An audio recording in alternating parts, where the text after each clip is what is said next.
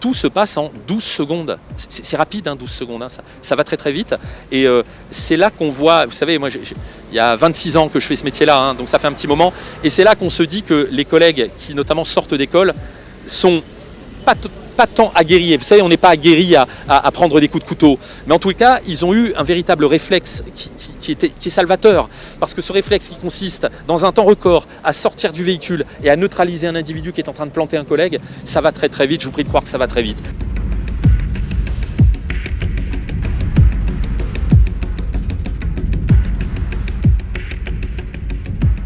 Heureusement, le gilet pare-balles a protégé le policier qui a pris une attaque au couteau sur le thorax et une dans le dos, mais le policier n'est pas blessé physiquement.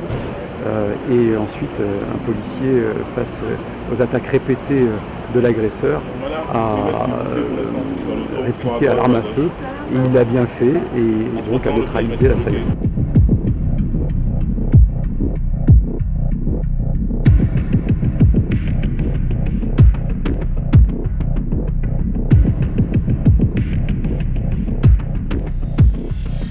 Connaissance, l'assaillant était régulièrement sur le territoire national. Je veux redire qu'il avait un passeport algérien, rentré sur le continent européen, voilà manifestement plus de 10 ans, rentré en France normalement dans les années 2016, et il avait demandé, puisqu'il avait un titre de séjour italien, il avait demandé à avoir un titre de séjour français qui pour l'instant ne lui avait pas été donné par les services de la préfecture.